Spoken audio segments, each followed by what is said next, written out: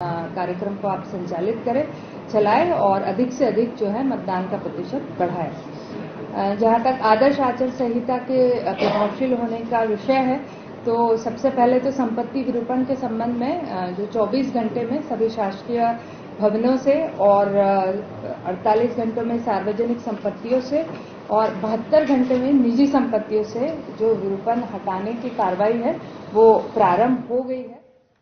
वहीं लोकसभा चुनाव के लिए चुनाव आचार संहिता लागू होते ही जिला प्रशासन और चुनाव आयोग हरकत में आ गया है। तारीखों की घोषणा होते ही तमाम तरह के राजनीतिक विज्ञापन, राज्य सरकार के विज्ञापन के होर्डिंग, पोस्टर तत्काल प्रभाव से हटाए गए। इसी के साथ ही जिला प्रशासन ने धमतरी जिले में मतदाताओं की संख्या, पोलिंग बूथ की संख्या और संवेदनशील बूथों की संख्या का विस्तार भी मीडिया के सामने पेश किया। बता दें कि धमतरी जिले में मतदान दूसरे चरण में होने जा रहे हैं। इसके लिए सुरक्षा व्यवस्था भी संवेदनशील बूथों के हिसाब से तय कर दी गई है। बता दें कि धमतरी जिला निर्वाचन अधिकारी नम्रता गांधी ने प्रेस वार्ता करके चुनाव की तैयारियों के लिए साथ ही सभी चीजों की जानकारी भी दी है। उन्होंने कहा कि फेक न्यूज पर कड़ी निगाह रखी जाएगी, चाहे वो प्रिंट मीडिया की बात हो या इलेक्ट्रॉनिक मीडिया या फिर सोशल मीडिया की बात ही क्यों ना हो। फिर किसी भी यूट्यूब या पोर्टल चैनल है उन पर भी कार्रवाई की जाएगी। सभी पर कड़ी निगाह रखी जाएगी।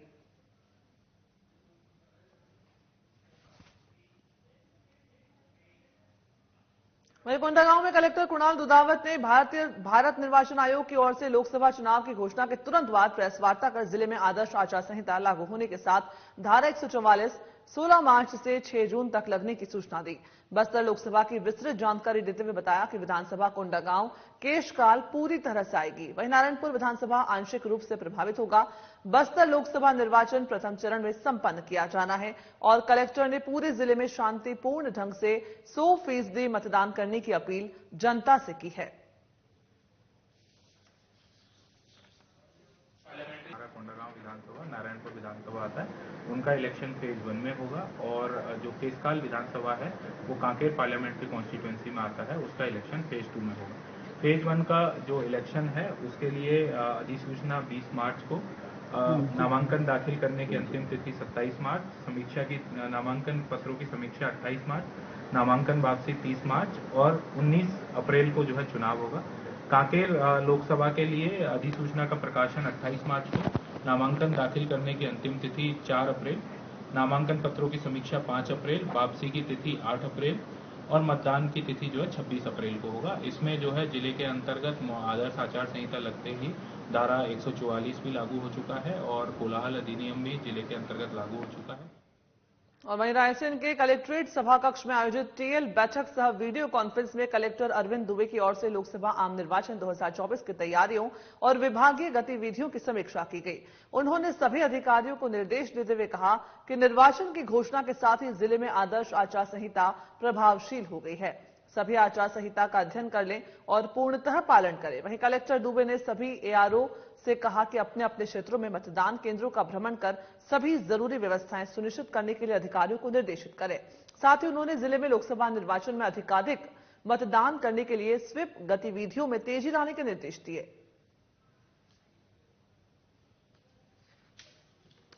रायसेन से खबर आपको बता रहे हैं, जहां पर लोकसभा निर्वाचन की तैयारियों की जो है समीक्षा की जा रही है। कलेक्टर अरविंद ने तैयारियों की समीक्षा के लिए एक बैठक आयोजित की, जिसमें अधिकारियों को तमाम महत्वपूर्ण निर्देश दिए। साथ ही आचार संहिता का पालन करने के भी निर्देश दिए गए। कलेक्टर अरविंद ने कहा कि स्वीप गतिविधियों में तेजी लाने के निर्देश दिए गए हैं। मतदान जो है लोग ज्यादा से ज्यादा करें, आम जनता को इसके लिए जागरूक किया जा रहा है।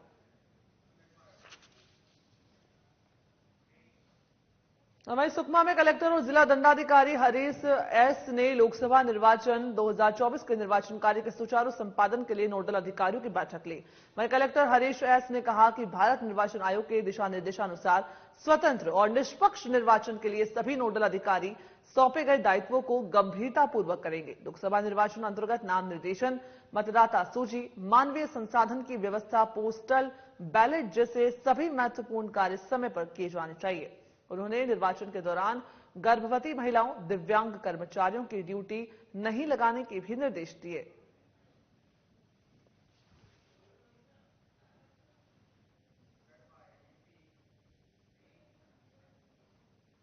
और वहीं जसपुर जिले में केंद्र शासन की महत्वाकांक्षी योजना जो कि लोक स्वास्थ्य यांत्रिकी विभाग की तरफ से क्रियान्वित की जा रही है, यहां लोक स्वास्थ्य यांत्रिकी विभाग के अधिकारियों की उदासीनता कहेंगे या फिर लापरवाही। आरटीआई से प्राप्त जानकारी के मुताबिक करोड़ों रुपए के टेंडर तो जसपुर जिले में करा तो दिए गए हैं, लेकिन उसकी सुध लेने वाला कोई नहीं है। जो कार्य साल 2024 तक पूर्ण हो जाने थे, कार्य प्रगति में है। दिखाया जा रहा है कि भ्रष्टाचार को बखूबी से अंजाम दिया जा रहा है। ऐसे सरकार की महत्वाकांक्षी योजना जो आम जनमानस के लिए मूलभूत सुविधाओं से जोड़कर देखी जाती है, उसके बारे में क्या कहा जा सकता है। अब देखने वाली बात होगी कि छत्तीसगढ़ सरकार में लोक स्वास्थ्य यांत्रिकी विभाग और नल जल योजना संबंधित आला अधिकारियों पर किस प्रकार से कार्रवाई करेंगे, या फिर ऐसे ही जसपुर जिले में नल जल योजना भ्रष्टाचार की भेंट चढ़ता रहेगा।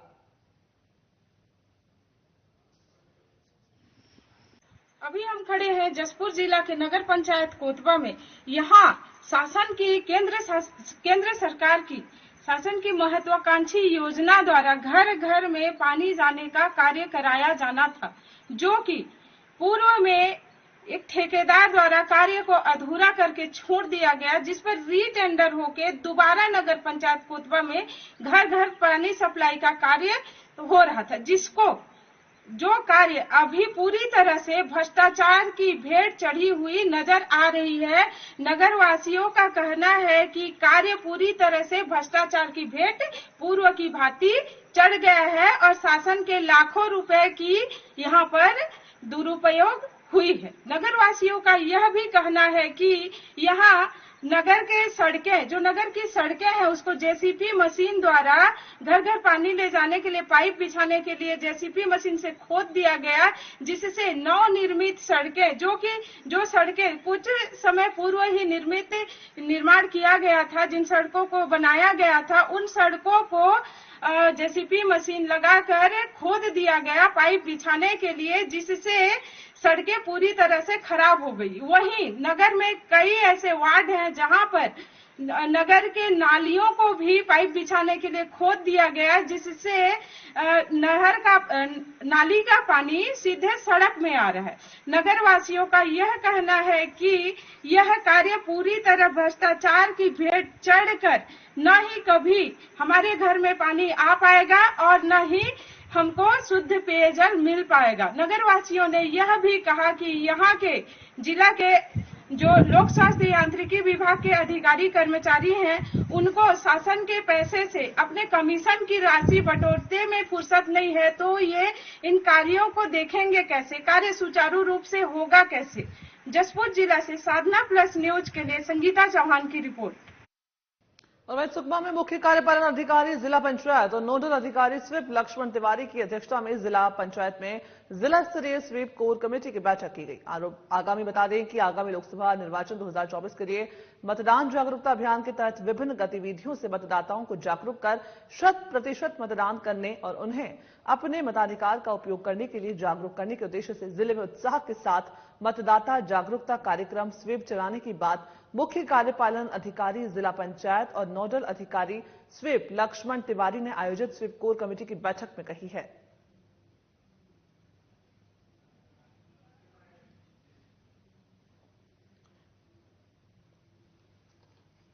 सुकमा से खबर आपको बता रहे हैं, जहां पर जिला स्तरीय स्वीप कोर कमेटी की बैठक आयोजित की गई है। मतदाताओं को जागरूक करने के लिए ये तमाम बैठक की गई है। इसमें मुख्य कार्यपालन अधिकारी जिला पंचायत और नोडल अधिकारी स्वीप लक्ष्मण तिवारी आपको दिखाई दे रहे हैं। उन्होंने मतदाताओं को जागरूक करने के लिए अधिकारियों को जो है निर्देश दिया है।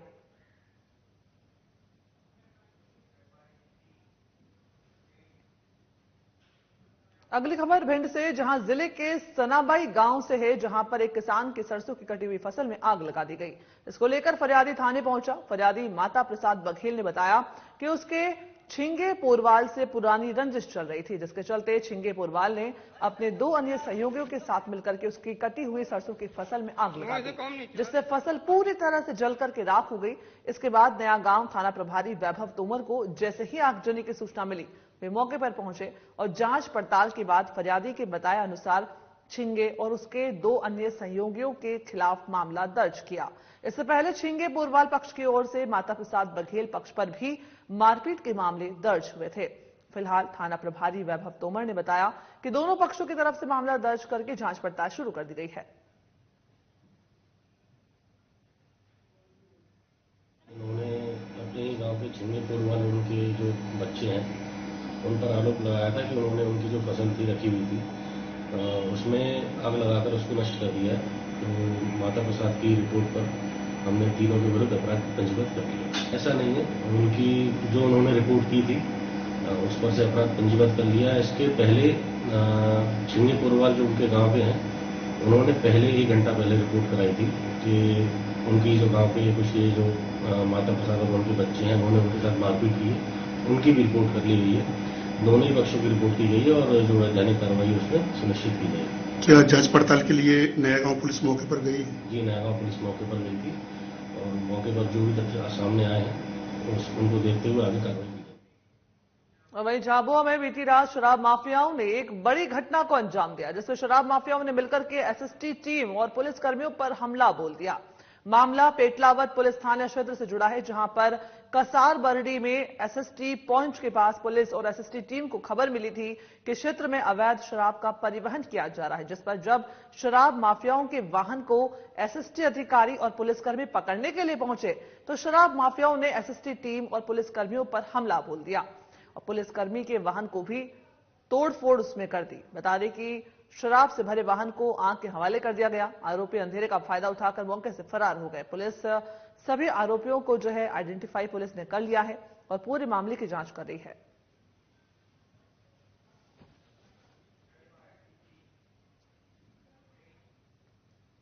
और वहीं आगामी लोकसभा चुनाव को लेकर पुलिस ने बड़ी कार्रवाई की है, जिनमें अवैध फायर आर्म्स तस्कर और निर्माता के खिलाफ मनावर पुलिस ने अवैध आर्म्स निर्माण फैक्ट्री का पर्दाफाश किया। स्पेशल टास्क फोर्स एसटीएफ से प्राप्त सूचना के आधार पर धार पुलिस ने अवैध फायर आर्म्स के निर्माता और तस्करों के खिलाफ कार्रवाई करते हुए 2 आरोपियों को रंगे हाथों गिरफ्तार किया। दोनों आरोपियों के कब्जे से पुलिस ने कुल 8 देसी पिस्टल, 6 देसी कट्टे, 22 जिंदा कारतूस और हथियार बनाने के उपकरण जब्त किए। इसकी कीमत 4,57,000 रुपए बताई जा रही है। फिलहाल पुलिस पूरे मामले की जो है जांच कर रही है और आरोपियों से पूछताछ में पूरे गिरोह का भांडाफोड़ जल्द ही करने की बात पुलिस ने कही है।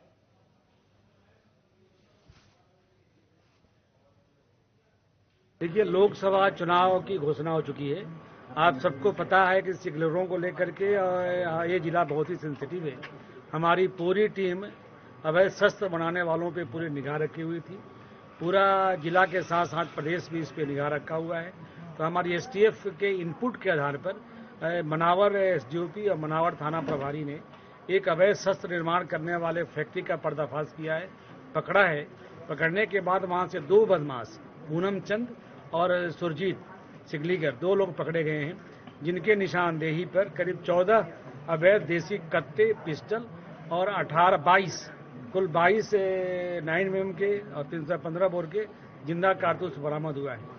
सबसे छोटी बात है कि जब हम रेड करने हमारी पूरी टीम जब गई तो जो सुरजीत नाम का सिगलीगर है, जो अवैध शस्त्र बनाने में, उसकी तस्करी करने में माहिर है, उसने पूरा शस्त्र बनाते हुए पकड़ा गया।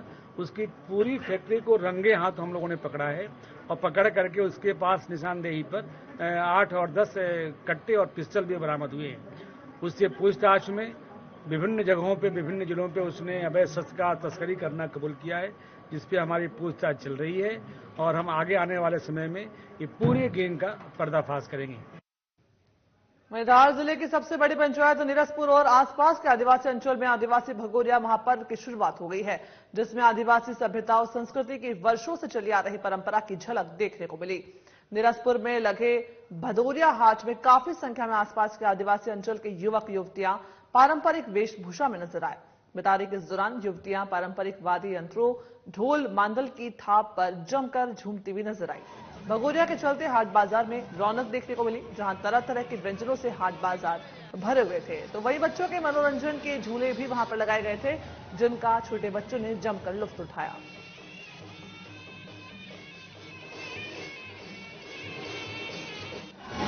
धार जिले और धार के आसपास का जो आदिवासी बहुल क्षेत्र है, यहाँ का भगोरिया एक महत्वपूर्ण त्योहार है, जो पूरे अपने 7 महीने से मनाया जा रहा है। पुलिस प्रशासन की पूरा अलर्ट है। यहाँ पे पुलिस फोर्स लगा हुआ है और जो भी आशावादी शत्रु है, जो सभी किस्म के लोग हैं, उससे हम लोगों ने निगाह रखी है, ट्रैफिक की प्रॉपर व्यवस्था की है और पुलिस लगातार सिविल ड्रेस में लगातार भ्रमण कर रही है और अभी ये त्योहार बहुत ही शांतिपूर्ण तरीके से हर्षोल्लास से मनाया जा रहा है। वहीं धमतरी में पुलिस ने मौत के मामले का खुलासा करते हुए सफलता हासिल की है। मिली जानकारी के मुताबिक प्रार्थी गणेश्वर साहू पिता स्वर्गीय रामाधार साहू उम्र 31 साल निवासी खरतुली ने थाने में आकर रिपोर्ट दर्ज करवाई थी कि उसका छोटा भाई खिलेश्वर उर्फ खिल्लू अपने बाइक से कहीं निकला था, लेकिन रात भर घर नहीं आया। वहीं पुलिस ने मामले की जांच करते हुए पोटियाडीह में हुए एक युवक की संदिग्ध मौत का खुलासा किया। बता दें कि मृतक के दोस्त ने ही आपसी लेन देन को लेकर के हत्या की थी। फिलहाल पुलिस ने आरोपी को गिरफ्तार कर लिया है। जी, दिनांक 17 को हमें सूचना मिली कि पोटियाडीह में खेल मैदान में एक अज्ञात व्यक्ति का शव पड़ा हुआ है, जिसकी पहचान बाद में खिलेश्वर के रूप में हुई और ऐसा हमें प्रथम दृष्टया प्रतीत हो रहा था कि इसकी हत्या हुई है। इसके उपरांत पुलिस ने पोस्टमार्टम के उपरांत सभी वैज्ञानिक तौर पर आकलन किया कि संभवित कौन हो सकता है और सभी आरोपियों से पूछताछ करी। उस पर ज्ञात हुआ कि उसी गांव का जो उनका मित्र है उमन साहू, उसी ने इसकी हत्या करी है। इसको अभी वर्तमान में गिरफ्तारी की गई है। कारण क्या चला हत्या पीछे? जी, पुलिस ने बारीकी से सभी मामलों का विश्लेषण किया है और अभी ये जो ज्ञात हो रहा है कि पैसे को लेन देन के पीछे दोनों का विवाद था, जिस दौरान झगड़ा हुआ और उसी दौरान में झगड़े के दौरान ही मृत्यु हुई है। हत्या कैसे गलत?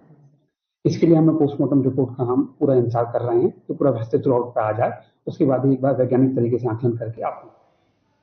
वहीं कवर्धा में आगामी लोकसभा चुनाव और त्योहार को लेकर के शांति और सुरक्षा व्यवस्था के लिए पुलिस ने फ्लैग मार्च निकाला। बता दें कि जिले में आगामी लोकसभा निर्वाचन और आने वाले त्योहारों के मद्देनजर पुलिस प्रशासन पूरी तरह से अलर्ट मोड पर नजर आ रहा है। इसके साथ ही कवर्धा शहर सहित जिले के सभी थाना चौकी में पुलिस के अधिकारी और जवानों ने पैदल फ्लैग मार्च निकाला। पुलिस अधीक्षक डॉक्टर अभिषेक पल्लव ने बताया कि स्वतंत्र, निष्पक्ष और शांतिपूर्ण मतदान प्रक्रिया संपादित करने को लेकर शहर के मुख्य गलियों और बाजारों में फ्लैग मार्च निकाला गया।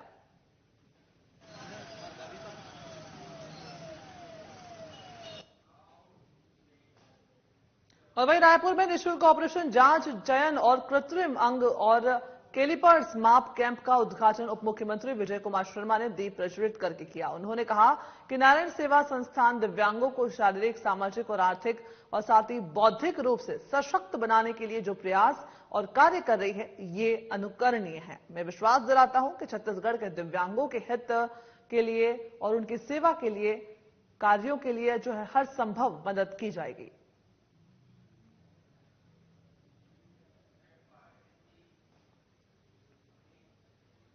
वहीं अंबिकापुर जिले के दरिमा हवाई अड्डे से विमान संचालन के क्षेत्रवासियों की बहुप्रतीक्षित मांग पूरी हो गई है, जिसे लेकर आदिम जाति विकास और किसान कल्याण मंत्री रामविचार नेताम ने प्रधानमंत्री नरेंद्र मोदी और केंद्रीय उड्डयन मंत्री ज्योतिरादित्य सिंधिया का आभार जताया है। बता दें कि मंत्री रामविचार नेताम अपने मंत्रित्व काल में और राज्यसभा सदस्य रहते हुए कई बार सरगुजा वासियों को एयर कनेक्टिविटी पहुंचाने के लिए संसद में आवाज उठाते रहे। आखिरकार वो घड़ी आ गई जब दरिमा अंबिकापुर हवाई अड्डे को विमान संचालन जो है वहां पर करने के लिए लाइसेंस मिल गया है। इससे अब क्षेत्रवासियों का हवाई जहाज में सफर करने का सपना साकार होगा। बता दें कि भारत सरकार के director general of civil aviation कार्यालय की तरफ से महामाया एयरपोर्ट दरिमा अंबिकापुर को उड़ान के लिए लाइसेंस जारी कर दिया गया है।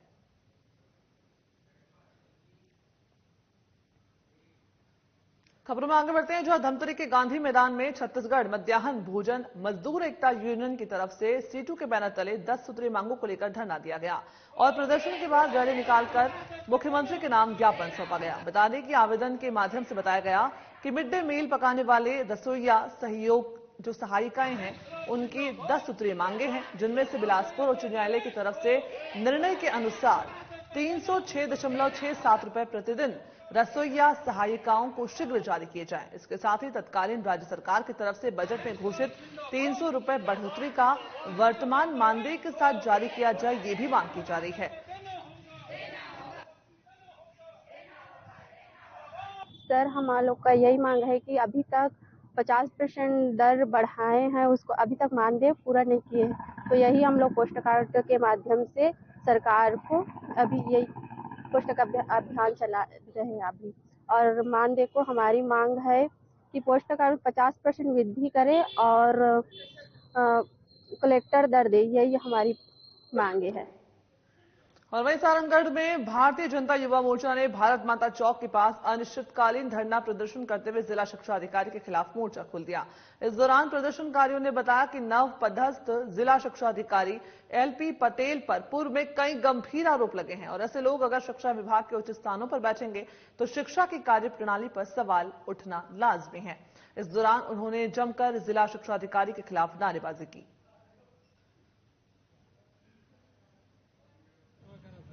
हम लोग धरना प्रदर्शन यहाँ पर इसलिए कर रहे हैं क्योंकि जो अभी वर्तमान में जो जिला शिक्षा अधिकारी के लिए एक यहाँ पे नया नियुक्ति किया गया है LP पटेल करके, वो प्राचार्य था।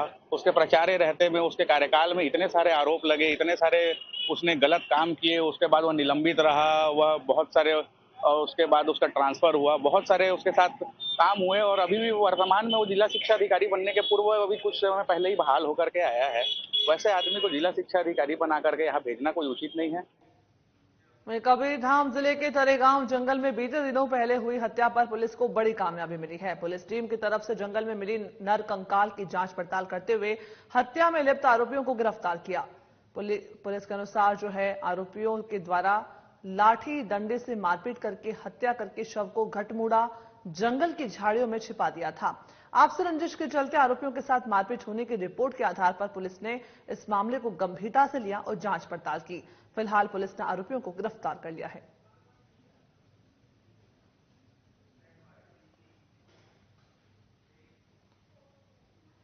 और वहीं कबीरधाम जिले के लोहारा थाना क्षेत्र में फर्जी रूप से वोटर कार्ड में अपना नाम जुड़वाने वाले व्यक्तियों का पोस्टर साझा किया गया।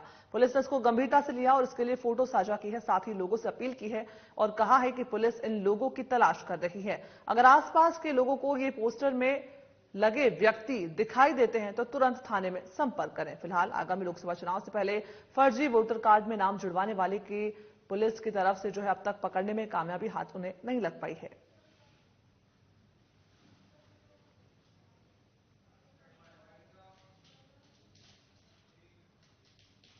मध्य प्रदेश छत्तीसगढ़ के बुलेटिन में फिलहाल इतना ही। मुझे दीजिए इजाजत। नमस्कार।